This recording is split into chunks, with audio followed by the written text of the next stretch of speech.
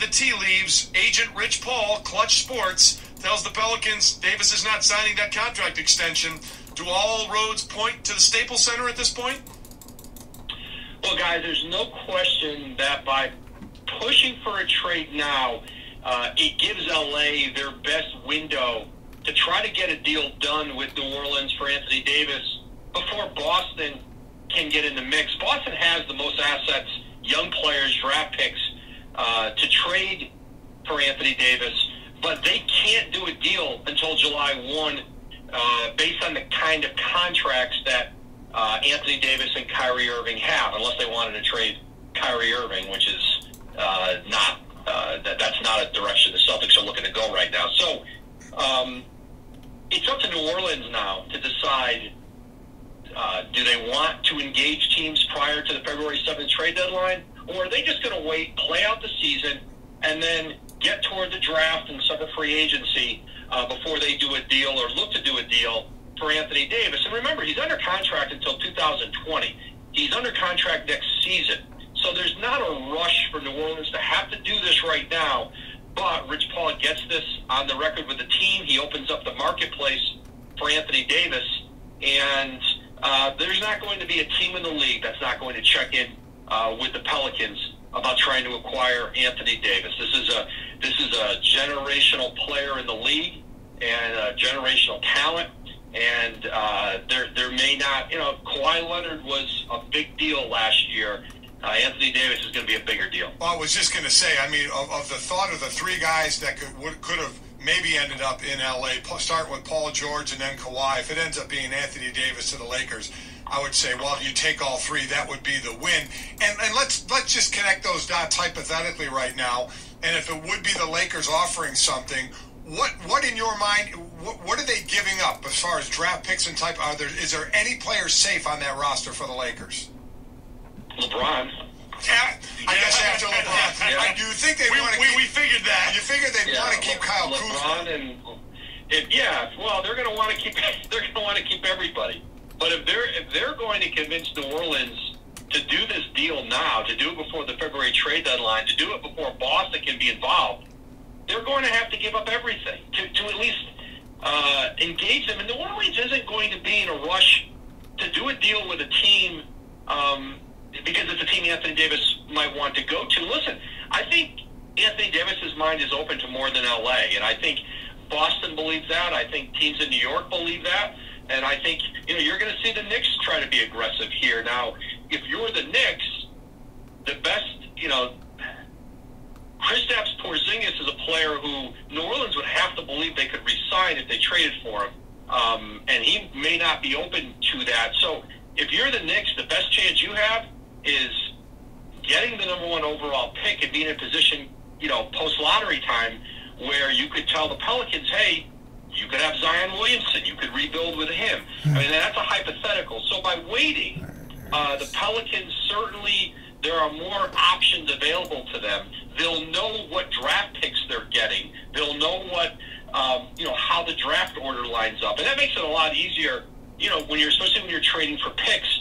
Boston has several protected picks that are owed them that they won't know till the end of the season whether they get them this year or next year. So, but there's no question, by starting the clock now and by Rich Paul and Anthony Davis asking for this trade and telling New Orleans they will not sign an extension this summer, they're speeding this up, and they're speeding this up, and certainly allows the Lakers to get out ahead. Now, whether they can pull a deal off is another matter itself. Talking to GaryJr302, our ESPN NBA insider on the Shell Pennzoil Performance Line. And Woj, we're just a few weeks removed from Alvin Gentry saying that the Pelicans are not going to trade Anthony Davis. Right. You can get that off of your mind. From what you've gotten a sense of, how blindsided were the Pelicans by this news that Anthony Davis would be rejecting a potential extension? I think they have, in fact, I know they have feared this coming for some time. I don't believe they were blindsided. I think within that organization, there was a lot of sentiment that this was inevitable, that it could very well happen before the trade deadline. And I think once the team fell, they have fallen pretty far out of playoff contention right now. Davis is out. They've missed, several other players have missed a lot of time with injuries. they've got a lot of ground to make up to get back to the 8th seed.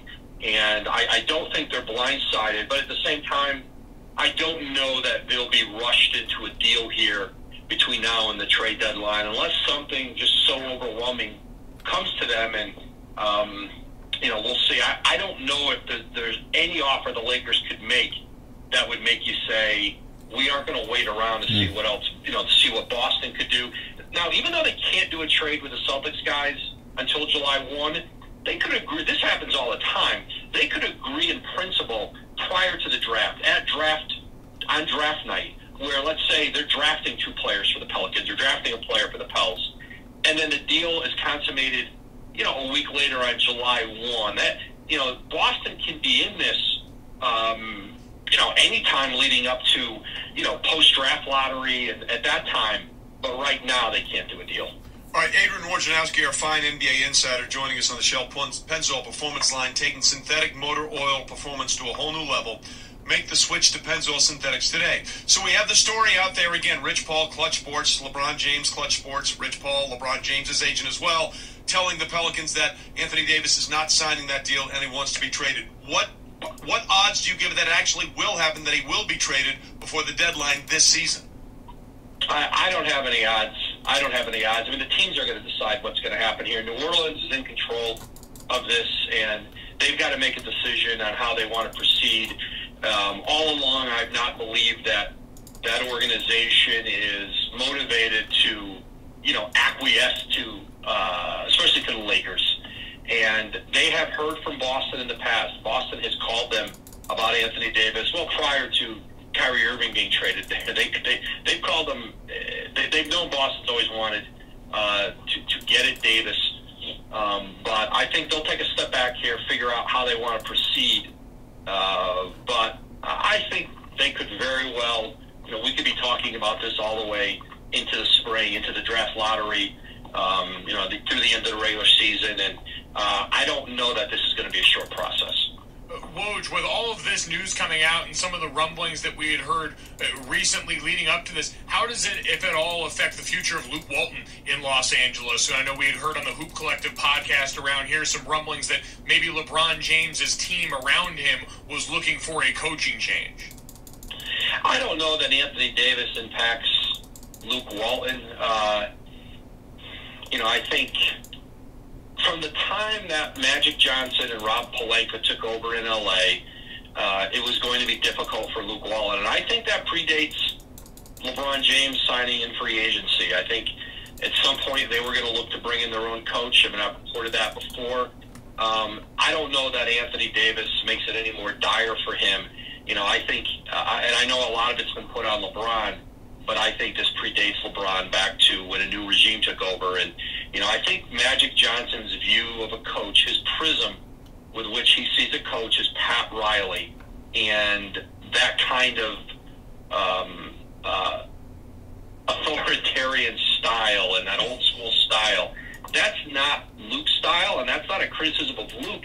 There's lots of ways to coach in this league, but I don't know that this negatively or positively impacts Luke Walton, the possibility of Davis coming. It doesn't sound like much is impacting Luke positively at this point going forward, but we'll see how this plays out. Woj, we appreciate you joining us this morning. Great stuff, and we'll see how this plays out, man. Thanks for jumping on. Thanks, Woj. Thanks, guys. Golic and Wingo. Let's not expect too much. There's only one person out there that's expecting way too much out of this guy too early. We know who that is. It's his father.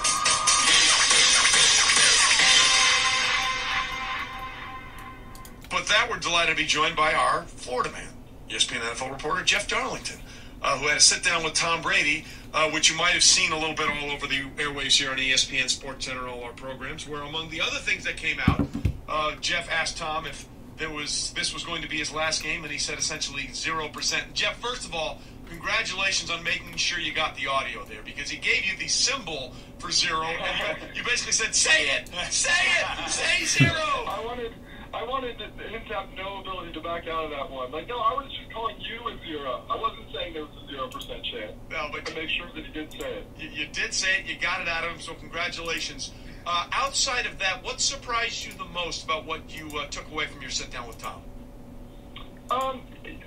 First of all, his candidness, which, not to plug it right away, but we're going to have a lot more of it on Sunday, on Super Bowl Sunday, where he just was a very, like, kind of open spirit. Like, he felt, I felt being around him like he's in a really good place right now with his life and his career. I just think that he is,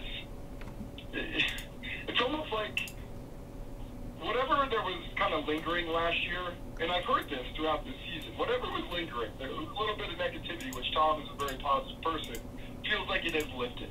And I think that he's in a place right now, personally and professionally, where he's like, you know what? F it. I'm just going to enjoy this ride. I'm going to have fun with it. And I'm going to just let this pressure lift, and I'm just going to see what I can make of these last few years. As far as the end of his career, do you think it would rely more on how he's playing or family? I would guess family. If that's all I guess. I actually asked him what would stop him from playing, what would keep him from playing. He said that at this point he just feels like he's got something left. You know, he cited that point that a lot of athletes make, which is, I feel like I'll know when it's time. And the one thing he did say, and this is something we'll get into this coming Sunday, is he talked about how football is his one true love. And he still feels madly in love with the game. And I would say that earlier this year, he made a point on his Tom vs. Time documentary that he wasn't having that much fun with football the past 2 years, not as much as he should be. And now this season, he has been having that fun again. He pointed out that when you're in the 13th mile of a marathon, it's not quote unquote fun, but ultimately that win that we saw against the Chiefs, the celebration after the AFC Championship game was genuine, and I think that we saw Tom Brady having the type of fun that will keep him in the game, like you said, until maybe he's 45. Well, you know, when you're the scrappy little underdog and you win, that sort of makes it a little more fun. It's true, though. They have been riding that train pretty hard for the last few weeks. Well, Trey, you know what I think it is too? And this is just kind of me pulling in the vibe from. I'm not speaking for them. I'm just kind of my vibe on it. Is that it's almost like when you're favored all the time, nothing you can do. If you don't win the Super Bowl, you have failed. And the second that you diminish those odds a little bit to where you are thought to be even a slight underdog, all of a sudden if you win, now you have exceeded expectations, which you have not been able to do recently. And I think that for some of these guys, strangely enough, is a really nice feeling. And talking to Jeff Darlington on the Shell Pennzoil Performance Line, is that as simple as the change in Tom Brady enjoying this season more? Is there something in his preparation? We know the process for the Patriots is something that's so consistent, so ironclad. Is there something Tom Brady seems like he's doing differently leading up to this Super Bowl, other than just feeling like they're doubted, truly? No, I don't get that sense, but I would point out that this is the first year that, from a preparation standpoint, I don't see anything different. But, like, if you think back to the offseason where he kind of said I need to do something different, and he kind of took a step away from the voluntary, really the whole offseason program to spend more time with his family, like, he's running on a full tank right now. And maybe not right now, but coming into the season, he was on a full tank, and as a result, he's feeling energized at this point in the season. I mean, this guy has played so many playoff games. I mean, he's like LeBron when going to the finals every year. And that can be exhausting. And I think coming into the final stretch of this season, he is in a place mentally and physically where he doesn't feel like he's in a diminished state. Like he's going into this Super Bowl feeling like you're going to see the Tom Brady that of the early years, to be honest. Well, it certainly helps as we're talking with Jeff Darlington, who had a sit-down interview with Tom Brady. Some of it was played yesterday. Much more of it will be coming up on Sunday as we get ready for Super Bowl Sunday from Atlanta. One of the things that's been really interesting about this run for Tom is that he's the only quarterback in the playoffs that hasn't been sacked yet. I mean, he has been untouched. That's huge, right? Right. That will certainly make you feel a lot more refreshed. Forget about all the sentimentality of this thing and the things I'm talking about. I mean, he's not on his back.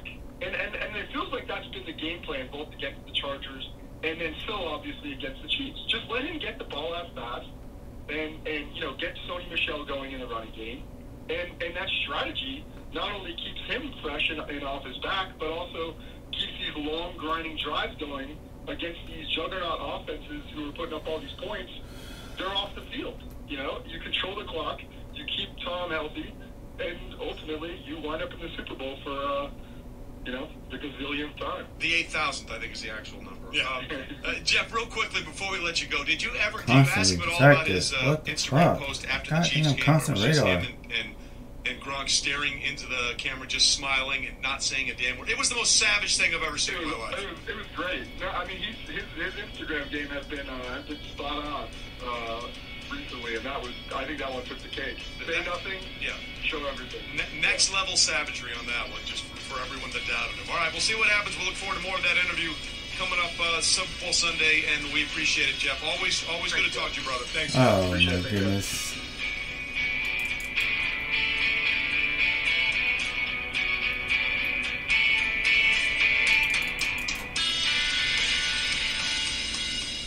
This has been the Best of Golic and Wingo podcast. You can listen or subscribe on the ESPN app, Apple Podcasts, or just ask your smart speaker to play Golic and Wingo.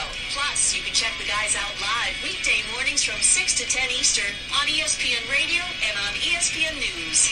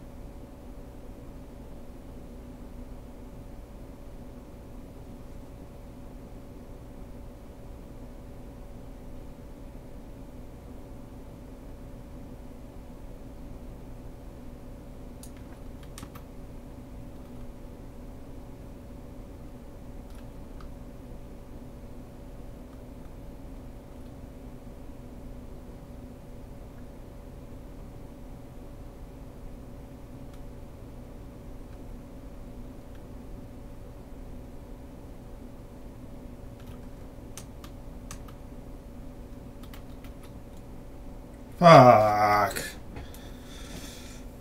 As soon as I peek out.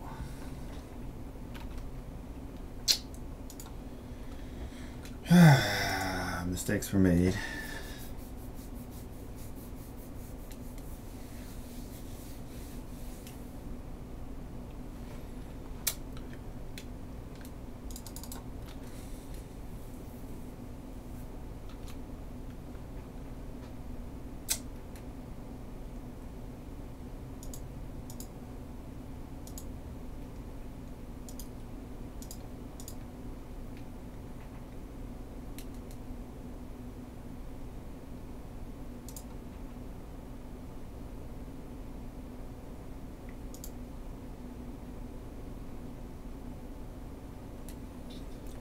Let's see.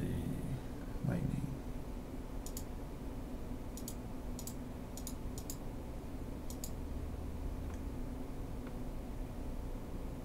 I'm grinding those two. Yeah, I don't care what I need it. So.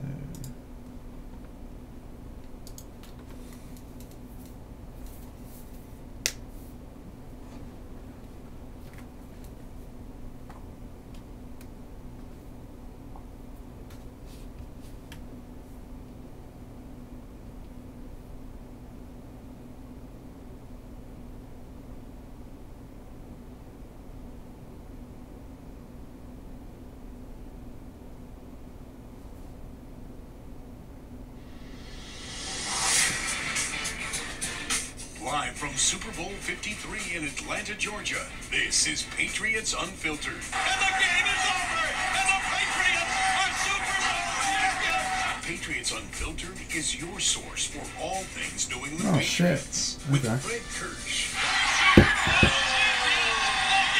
Paul Perillo, Back-to-back world championships, 3 out of 4. Yes, it's a dynasty. Andy Hart, Wilson, quick throw, and it's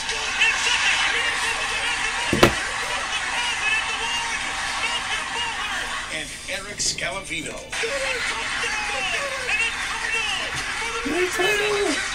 Patriots Unfiltered, exclusively on Patriots.com radio. They have completed the greatest comeback In Super Bowl history.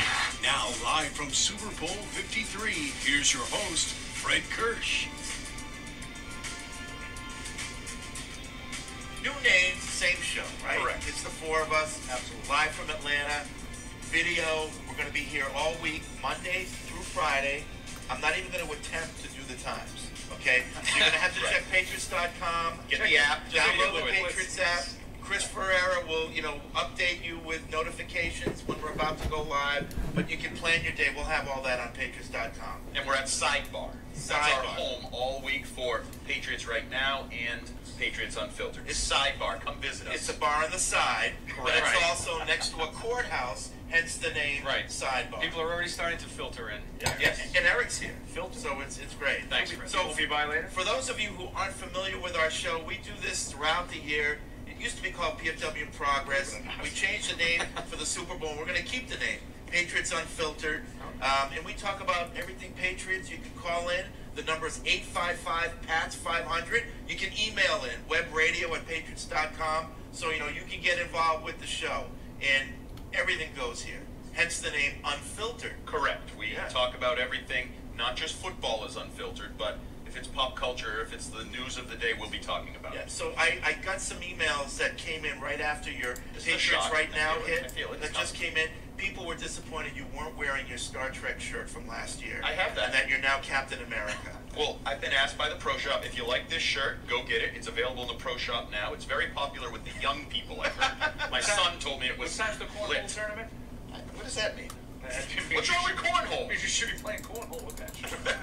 Shuffleboard, maybe? I don't know. I think I look like Captain America. I'm ready to go. All right, let's get down to business. He really does think he looks like Captain America. Yeah, he does. That's true. Let's get down to business. Team arrived yesterday. Yes. We did. Yeah. We did. Because you and Andy have been here since Saturday. Eric and I came in hot. That's right. Spirits? Hot. Good. Very high. Yes. Yeah. No, Is that about yourselves or the team? I don't really care what they felt. Yeah. Okay. I Stick think to the team. collectively, I think we all were in good spirits yesterday. Generally, the day we leave for a Super Bowl trip, everybody's feeling good. You're excited about the week ahead. The grind, you're still running on adrenaline, even though it's been a grind throughout the postseason. And it's a big week. It's a fun week, and we've done it so many times. We know what to expect. So we know that there's a lot of fun coming in these next days ahead, and then hopefully they can, finish it off on Sunday. Are we truly unfiltered? Do we want fans to really have the behind the scenes? Come on, let's, Because I'm going to give you a glimpse. Bob Sosi just helped us out and did a segment for Patriots Right Now. He's behind Fred, realizing he can't get out of the bar without crossing through a live shot of our radio show. Bob, you're free to go right by. Come on, Bob. You walked behind the Crabs and the captains yesterday on the stage. Just walk right behind us, Bob. okay.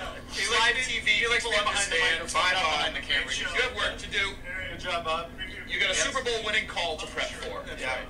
Bob Sosi, nice enough to why we're unfiltered. Patriots Right Now. Do they not do that on Sports Center? Does a guy not walk by when he's... Well, it happens more than you think, actually. There's guys in the background more than you think. But I agree with Eric. I think because I watch a lot of TV, not because I'm smart.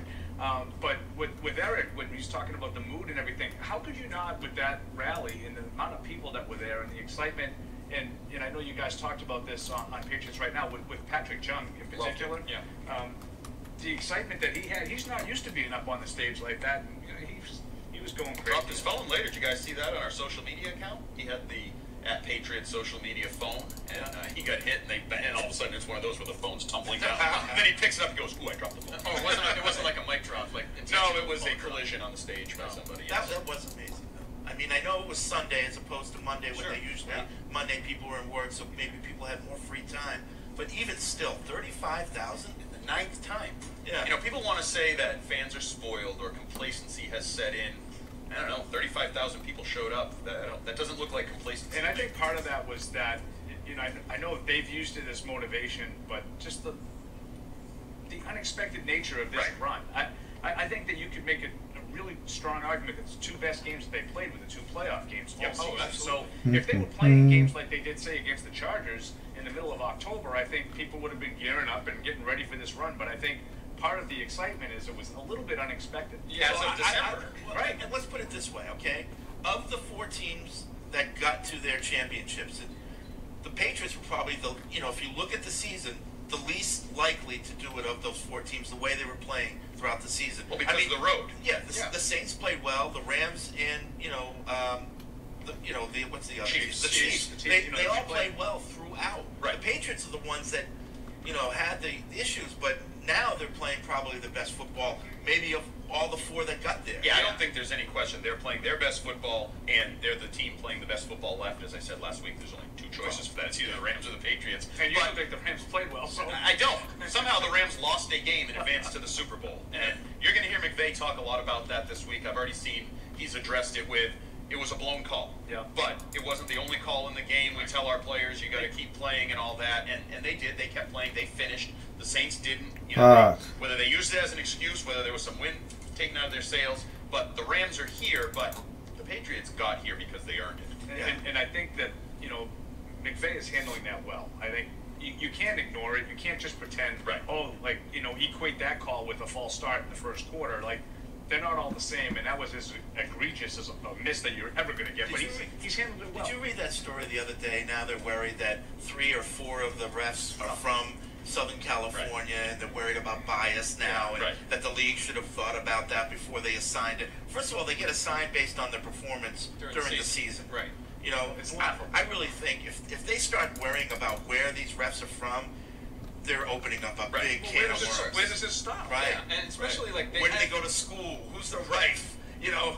And they hired the NFL hired full-time. They have more than 24 full-time officials working for the NFL now. Something that a lot of us have called for a long time. If you're hired full-time to be an official, the assumption is you're there to be objective, and you're going to be objective. You're a professional. You're a professional. It wouldn't matter where you're from or what allegiances you have. Right. So for people to worry about that, that's implying sort of that either games are, being fixed or tampered with somehow. Right, they're admitting there's bias. The integrity of the league is human, the phrase we always like to hear. It's silly. I mean, and on the other hand, like the whole full-time officials thing, that took kind of a hit because they haven't had a great year. Right. The officiating has not been any better, and it's an imperfect game. I mean, I thought that Benjamin Watson had a terrific tweet about that, just sort of wondering where the comment was from Roger Goodell on the game. He's still, really the league is still yet to offer any kind of official statement, other than Sean Payton claiming that River Run told him that it was the incorrect call. But Benjamin Watson talked about, look, we all, we're imperfect players, we're imperfect officials, but something needs to be said about it. I mean, the players are full-time players. That's what they do for a living. They practice all the time, and they go out there and none of them play a perfect game. So it's obvious you can't expect the officials to be perfect either, but you need to own up to it. Right? When you miss a call, when you miss a block or something, you have to talk about it after the game. The officials, there should be something said about it. I actually think the thing you brought up is these are all-star officials. They put these crews together. Maybe that's a problem.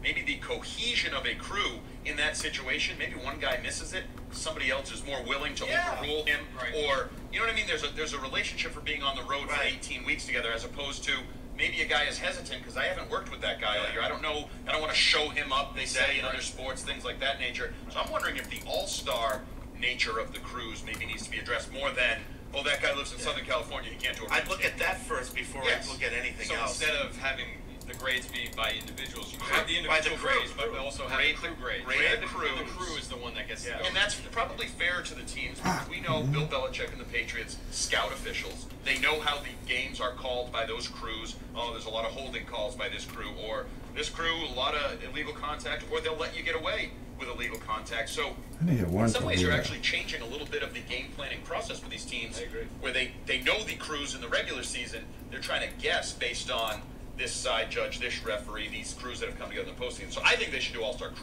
crew itself. I agree. So then the other story that was, I call more of a non-story that was going around was, if Tom Brady wins, will he walk away?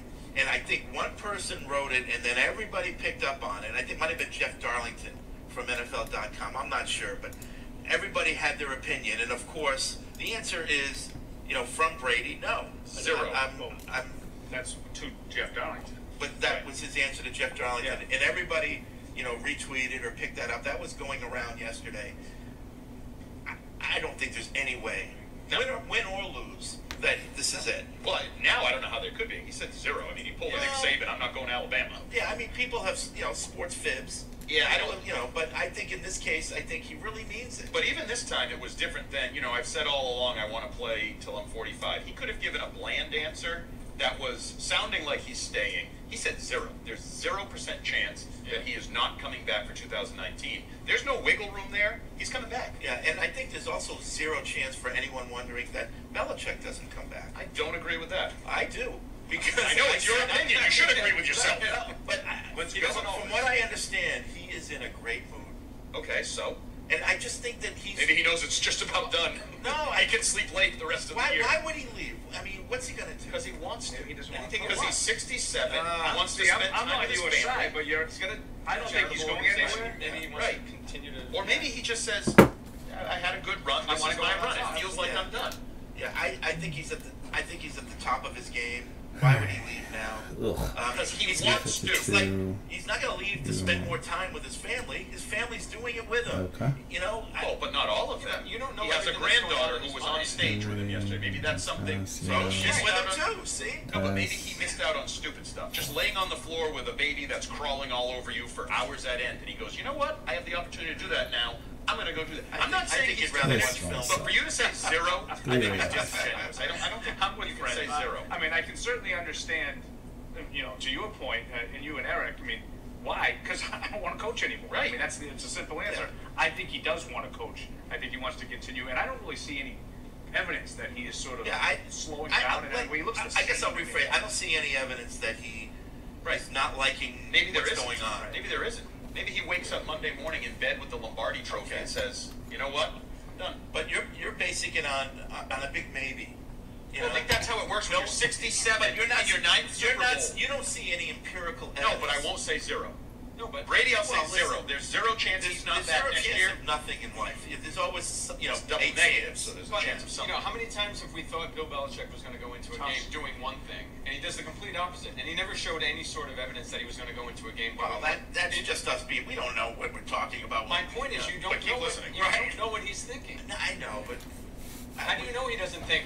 Yeah, it'd be nice to go out winning a Super Bowl, and maybe he wakes up. He's not going anywhere. Don't worry about it. I know you're doing the right thing for business because you don't want people thinking Bill's done, but there's a chance, right? There has to be a chance. Of course, there's a chance. Okay, thank you. That's there's all a you chance can say. that Tom Brady. No, there isn't. Even though he said zero. There is no chance that Tom Brady is not. Now you're being disingenuous. One guy just said zero. The other guy has said nothing. So doesn't that make the other guy more likely? Now you're being disingenuous. Let's put it in. See, I disagree.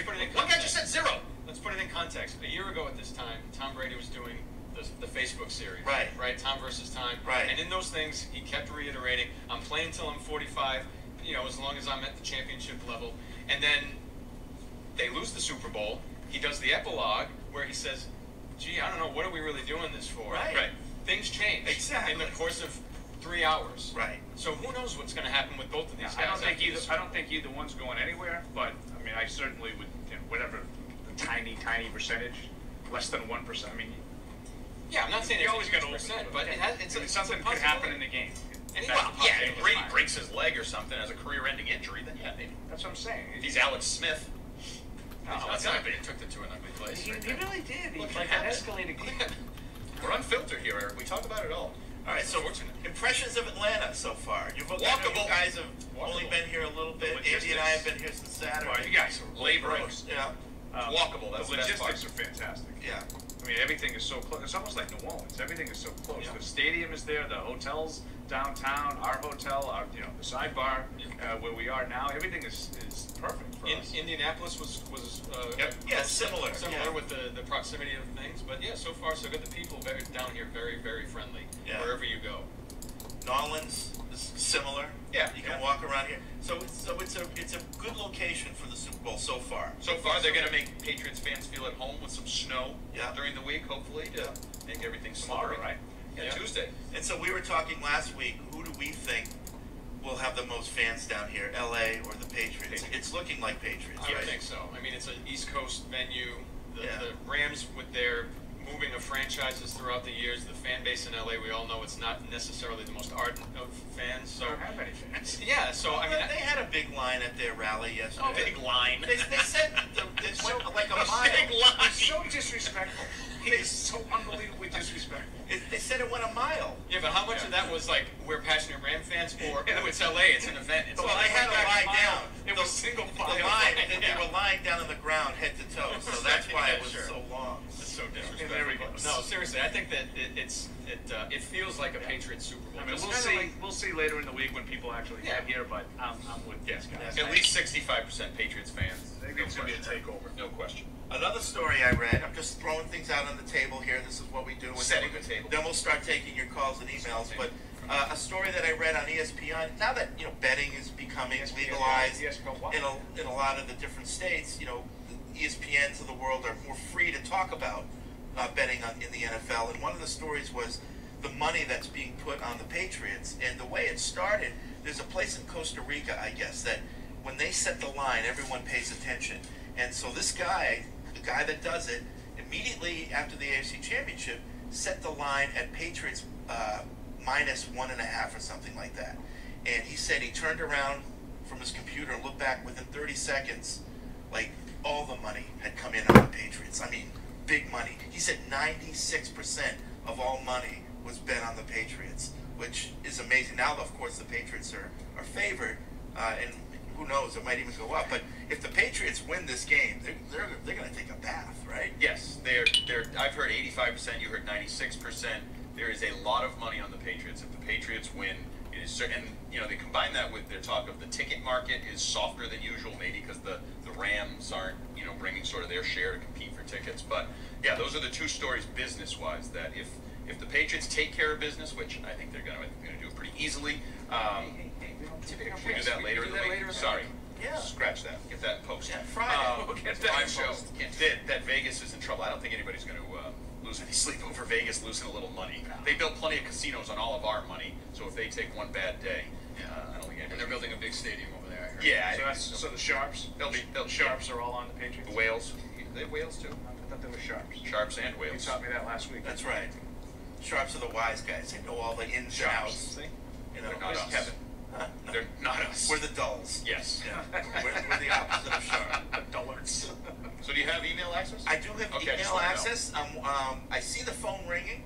I don't know if Matt is back in the studio picking up the phone. I don't know if anyone's actually listening. Yeah. Or if we could then hear them. Yeah. If you remember last year, we did a similar setup in Minnesota at the mall and the Not Done Network. And early in the week, the phone calls were a bit of an adventure. Them hearing us hearing them, feedback. So bear with us if there's any technical issues. We are doing a live show from a stone basement. It's really a man cave. Yeah. Well, I also think this could probably affect technology, right? Some cell service in and out, wireless, various things could be an issue. Yeah, so if you're down here in Atlanta during the week, again, we're at Sidebar. It's on Poplar Street off Forsyth, downtown. There's space behind us with a full bar, so you can just sit around and watch us do this thing. And then every night, starting tomorrow night, Tuesday through Friday, you and Megan will be doing a live show from 7 to 7:30. Correct. That people can come watch. An extension of the smaller shows we've already started. We did the send-off rally and the whole flight down, tracked Eric and Paul as they came. Did you see Paul getting off the plane? Looked very good. Yeah. Looked very good. I did. I heard what He's you said. very disrespectful. I was nice. Really, you're not I said nice. purple is slimming. Yeah, you're not nice. It's very disrespectful. It was Megan who said, is it? We thought we'd put you on air and then maybe, you'd be a little nicer. Well, I've gotten a lot of complaints this week about on air that I guess Patriots Unfiltered Andy hasn't made his way into Patriots right now. There's some concern that I'm not. My money is on that he's going to show up by the end of the week. I think he might. Some boob jokes could be on Patriots right now later in the week. All right. Should we go to some of the emails? It's your show. I'm just working here. Let's get it because people are champing at the bit. Well, you did you mention that tonight is opening night? Tonight. That'll be the first real big event. I did know they landed. Yeah. Patriots opening night tonight and Rams first, 7 o'clock and 9 o'clock. We'll be over there, but the craziness out of the what's the name of the State Farm Arena? State Farm Arena. It'll be an interesting night. I don't know what will be interesting, but I promise you, if you pay attention, it'll be we'll have a live feed on Patriots.com and the Patriots app from there. Yep. It'll mostly be the podiums. We'll get all the crazy stuff, and we'll post that all, and you'll get it first thing in the morning, because the Patriots access isn't until 9 at night. Right. It's very late. That kind of stinks, right? It's past my bedtime. That's not fair. Yeah. What they hate us. Why do they give us 9 o'clock? We That's went to terrible. Chelsea. We probably Hey, what's going on, No, Scott? They're the home team. They get to choose which one they want. So the Rams took 7. Trying to get People good at left this with 9. game. What they should have is 5 and 7 instead of 9. But their whole 7 plan and 9. is You know what the they whole want thing it is? to They be want a it to be TV a event. They want it to be a prime time. Especially with a Los Angeles team. You sound like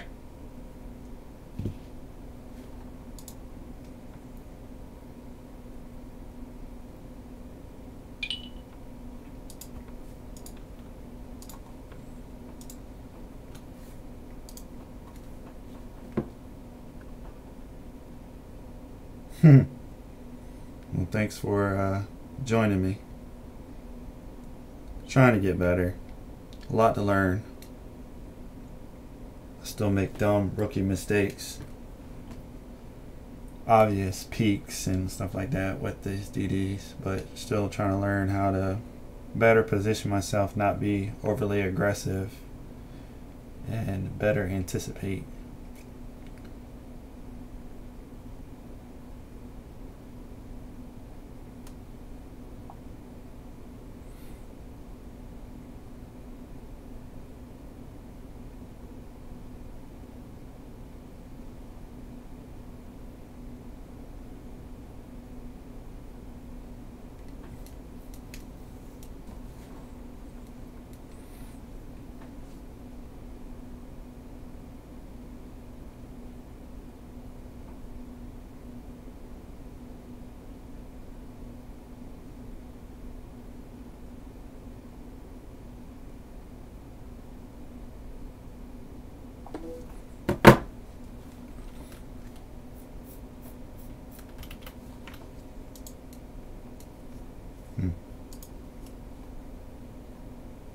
Why does it still say league?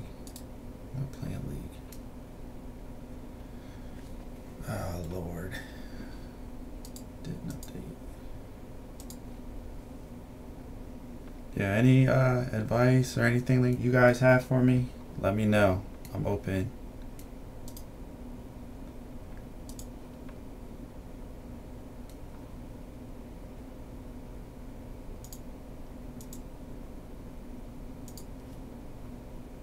Alerts aren't coming through. That's great.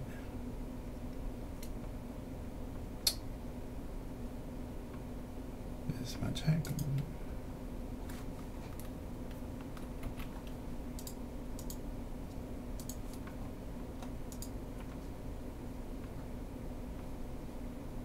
That's why I'm in the editor.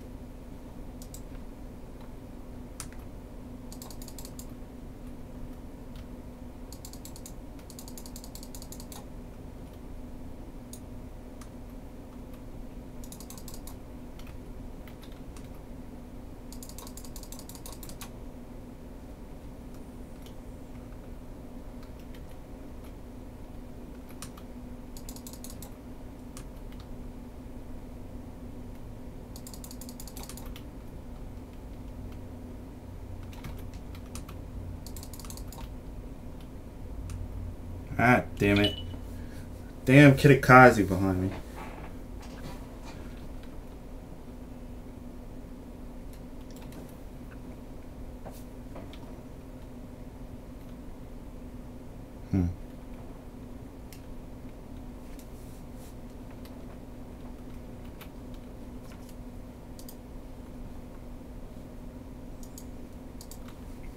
Well, I'm streaming on Twitch and YouTube, same name. Well, YouTube, I haven't got the channel quite partnership yet, so. But I can leave a link.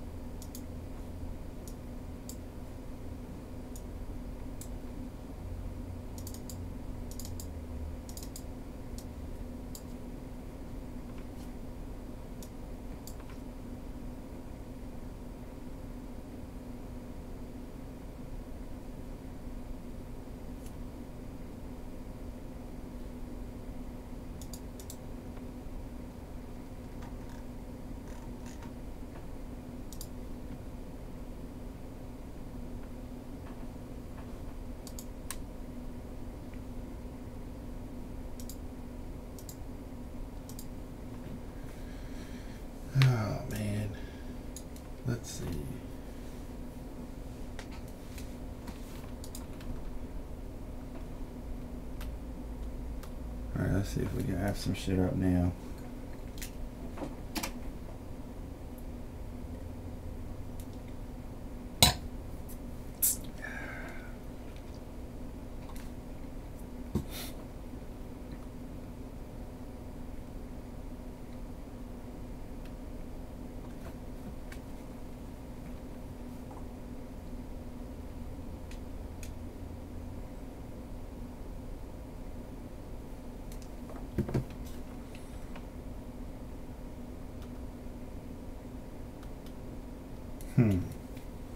The Roma.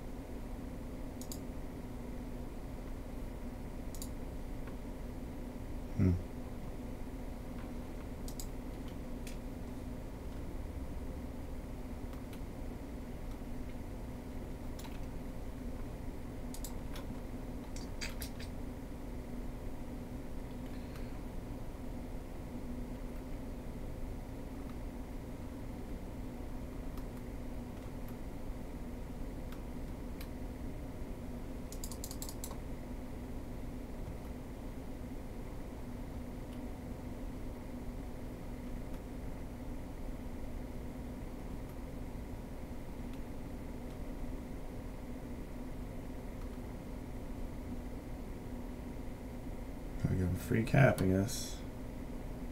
There he is. 2 of them.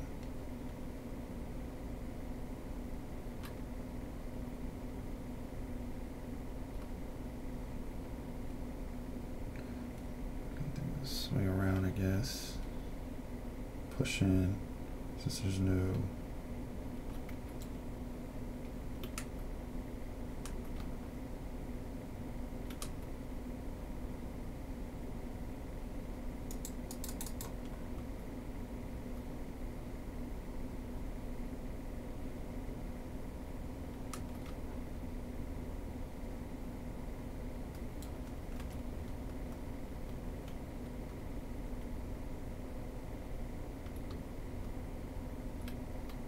There's the torps. If I can spot that other. Of course, you gotta fire. Alright.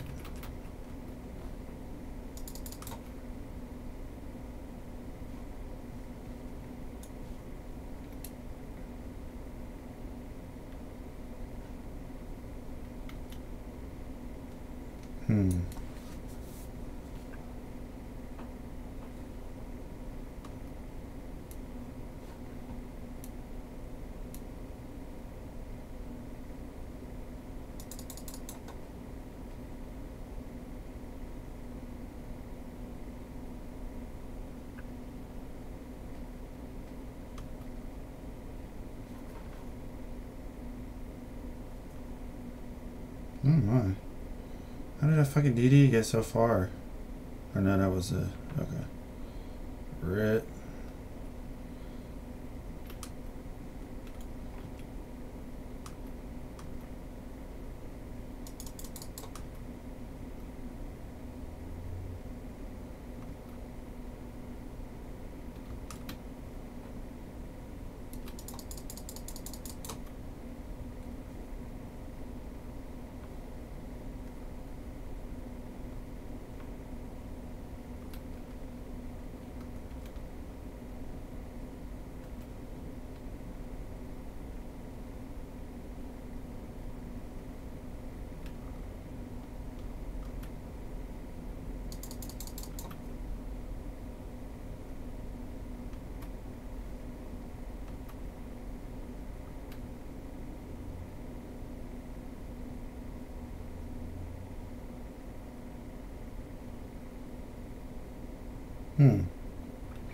What to do? What to do? Do I turn?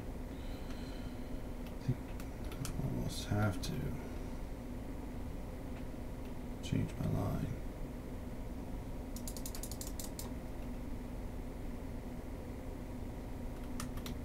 Jeez. The angle.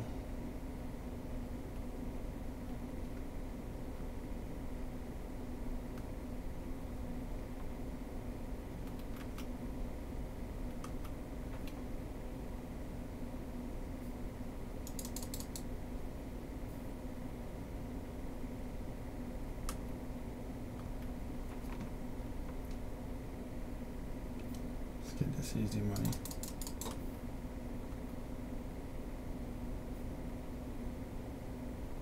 There we go.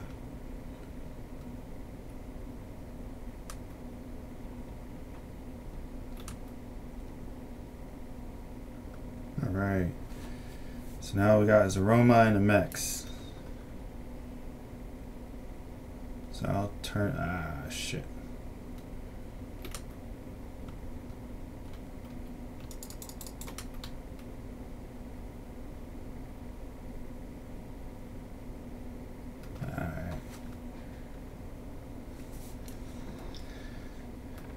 Let's get this money.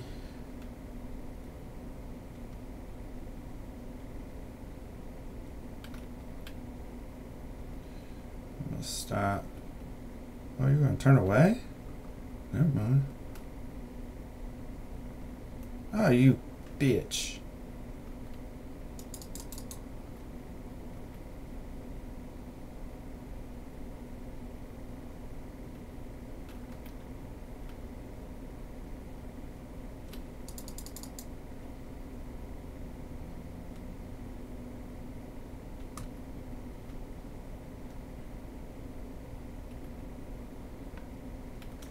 Why am I such a scrub?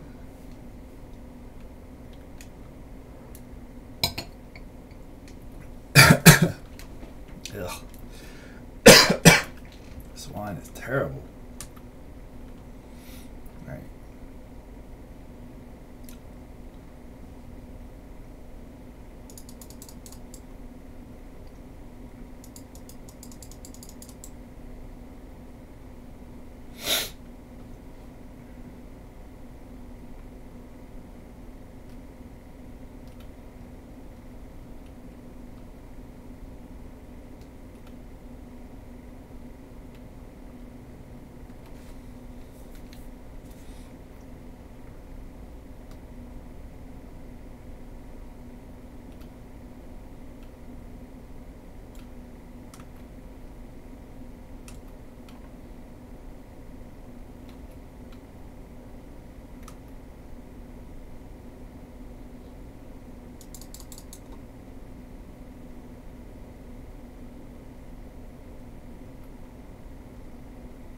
Oh my god, it destroyed one of my fucking turrets.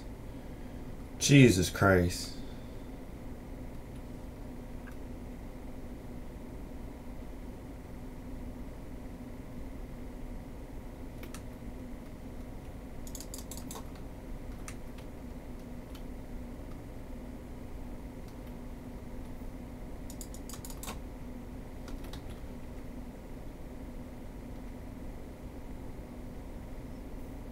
I guess New Mexico is no longer AFK.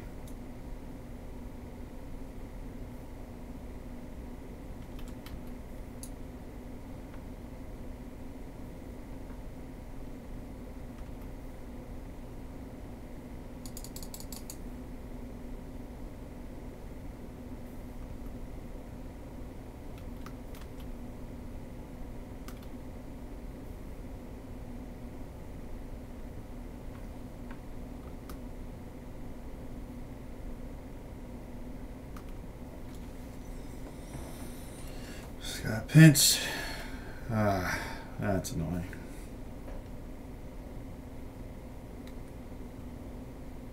Losing a damn turret isn't the greatest either.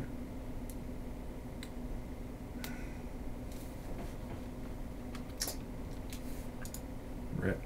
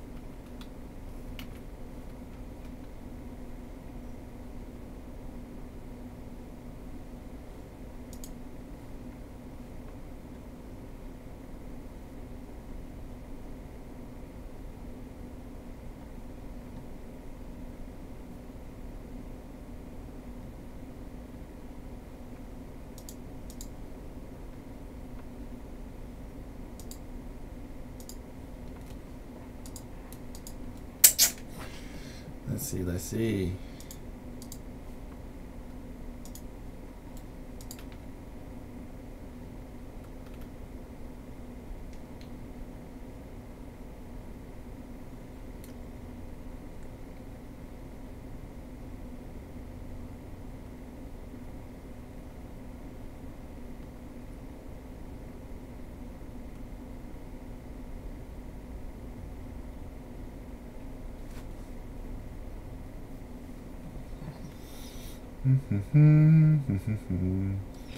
Alright, what to do?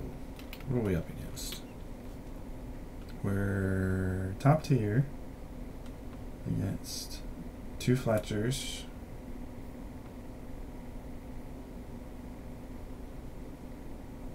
Don't know what the fuck that is. But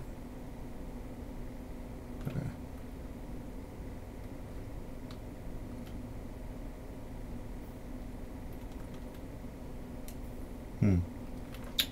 No, I need some music. That's what I need.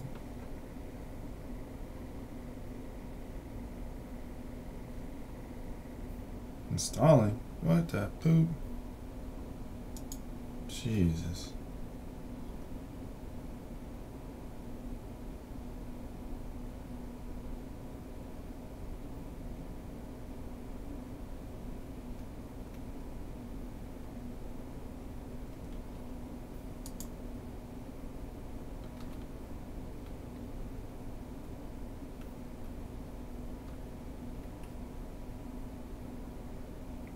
Fletcher. Okay, so there's a Fletcher over here and something else.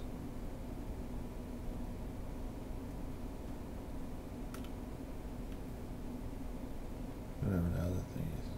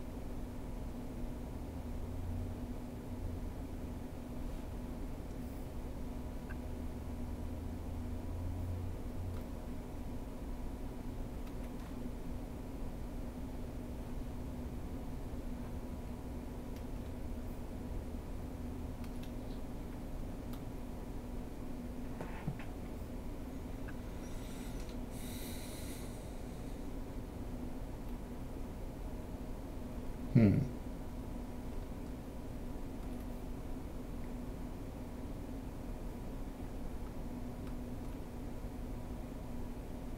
he's fairly close.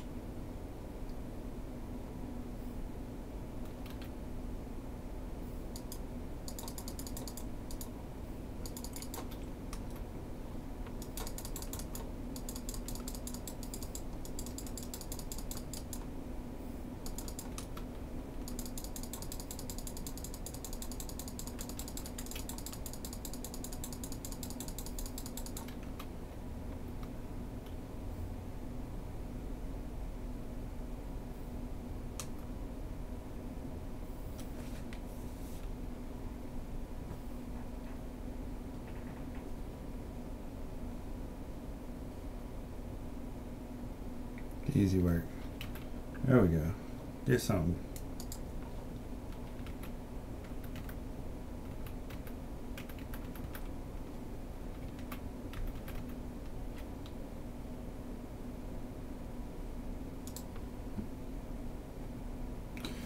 All right, let's see.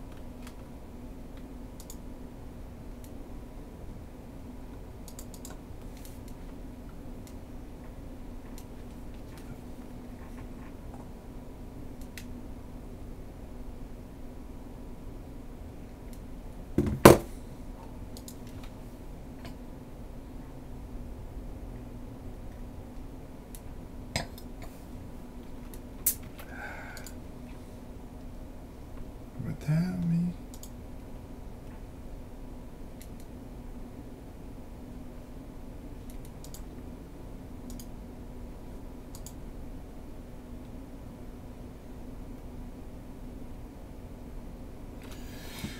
Thank you for the views, guys. Stick with me. I'm trying to build the stream, grow something new. Like I said, I'm streaming on YouTube and Twitch, maybe Facebook Live. We'll see how it goes. What's that going on?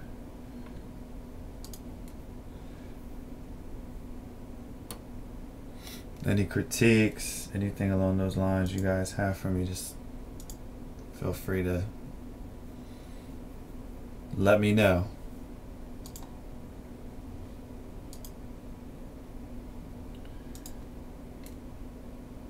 Said I've been playing this game for a little while. I like it a lot, but I just need to get better. Finish this one right. Yeah.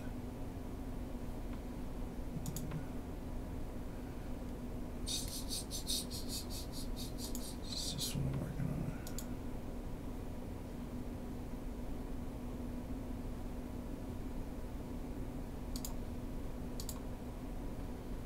So this is what I'm working on.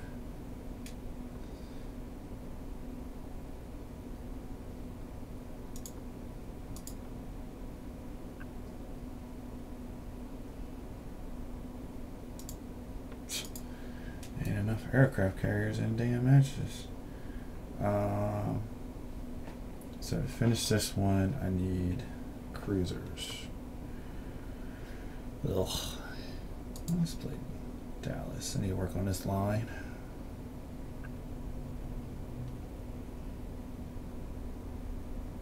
This requires tier 8 though. We'll just do Dallas. Whatever.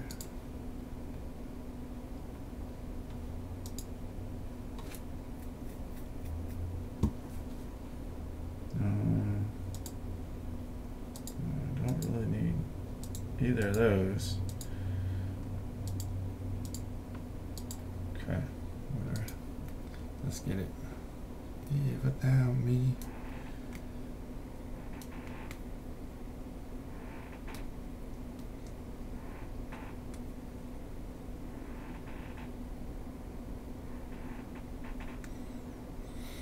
So what's the best way to grind credits and all the above? It seems like I just need to, like right now, grind it out the Fletcher to play for tier 9, whatever the rank is coming up. But all I've done is the most recent ranked, which was pretty fun, tier 6. But we'll see. I've never done the buff, whatever that is. And then this whole yeah. Oh, I bet.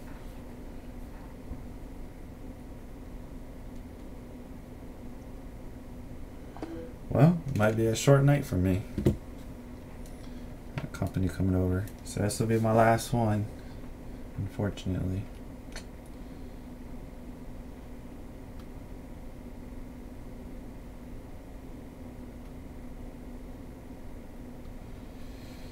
I probably should go unlock the door.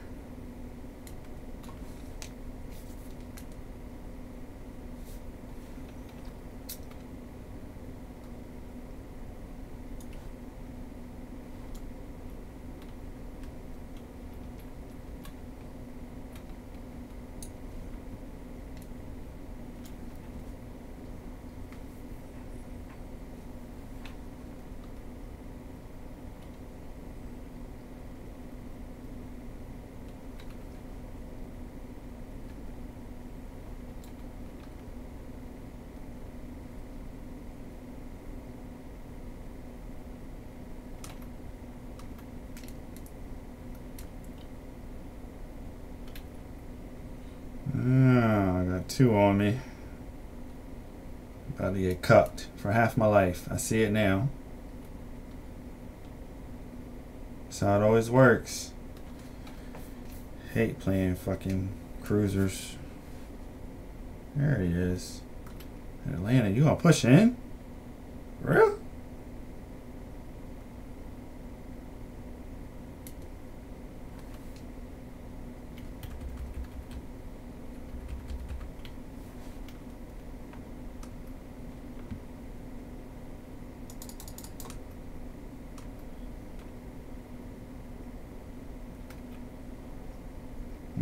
Fire.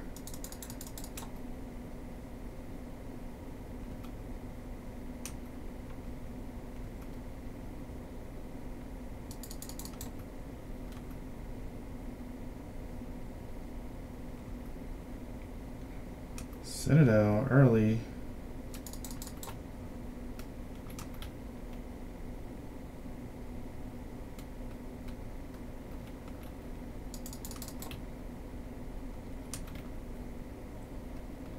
Really? No sit?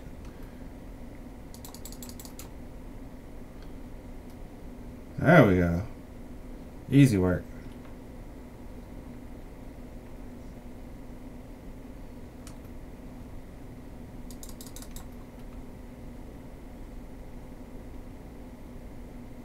The boys and girls, for girls and boys. There we know. God, how am I not dead? Broadside to like everyone. Oh well. I need this to be a short one anyway. Oh, come on.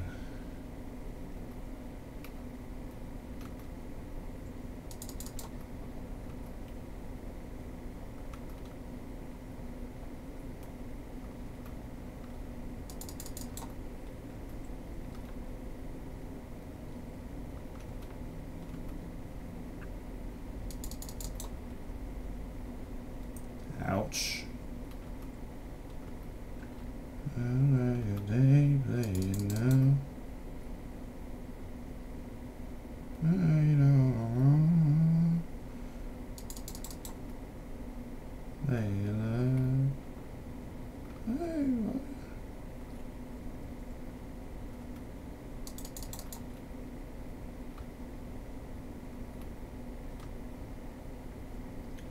Girls and boys.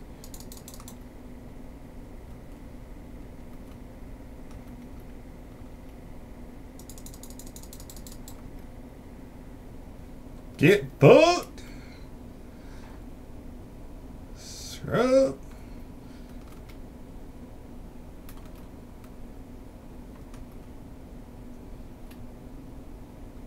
Oh, I'm so dead. So dead. Alright, well, it was good.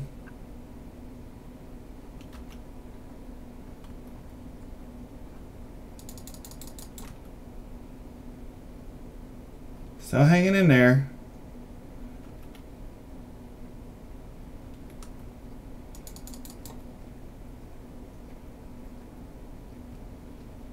Y'all let me ramble? Nah, I ain't gonna last that long. Well, it's been fun.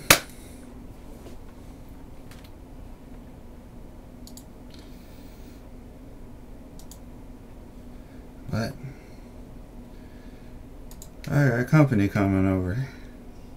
So thank you for joining me.